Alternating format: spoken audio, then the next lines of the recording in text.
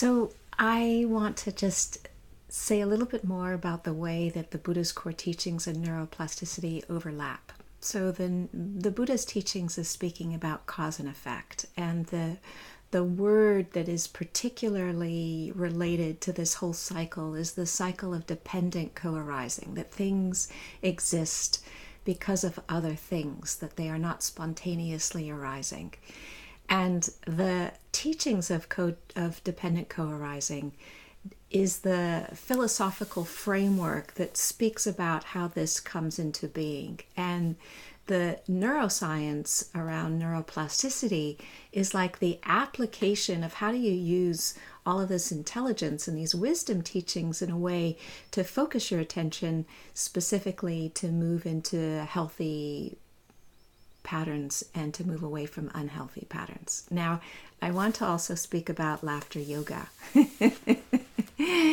So laughter yoga was created by Dr. Kitaria in 1995. He's a medical doctor born in India from Bombay.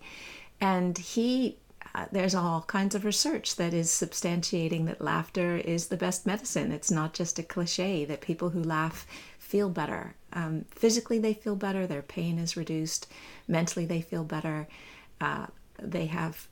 People can regulate their blood pressure. There's all kinds of physical benefits that are tangible and measurable after laughter. So he wanted to create an opportunity for his patients to have access to this. So he started a laughter yoga group, and it kind of took off. And now, all these years later, there's like 10,000 laughter yoga groups that are connected to Dr. Kitaria's School of Laughter around the world. And people get together to laugh with no particular aim other than just laughing.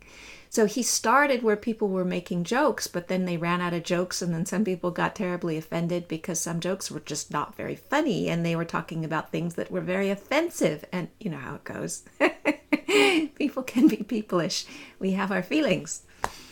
So when you figure out how to laugh without having any reason to laugh, and your whole body then is flooded with the joy of just laughter. Laughter is good exercise. You're breathing deeply, you're moving and connecting with people. And all of this is a kind of like a wash of all of the positive neurochemistry, the dopamine, the epinephrine, the serotonin.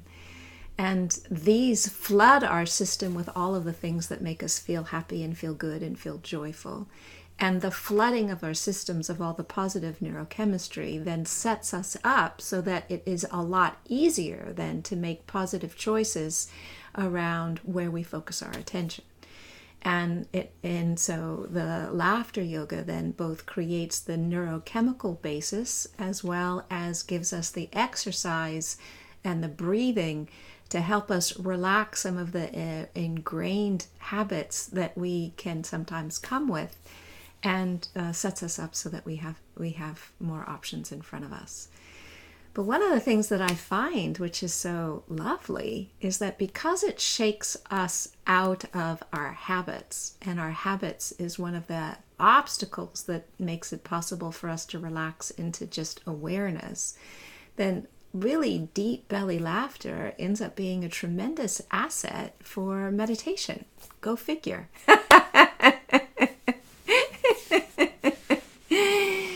And so when laughter is like something that happens before meditation, then the meditation then can go very deeply, very quickly, and there's a natural sense of relaxation that you're coming into meditation with. But also the mind is primed to not have to stick onto anything. And so when we let go of our places of habitual tendencies, when we let go of places where we are stuck and identified, when we let go of all of that, then it just makes the capacity to relax into the natural awareness of the mind and of being present so much more available to us. And that is tremendously helpful on all kinds of ways. And one of the ways certainly is that that's a huge asset in our spiritual practice. but it's also the place where we are the most neuroplastic, when we are not identified with anything.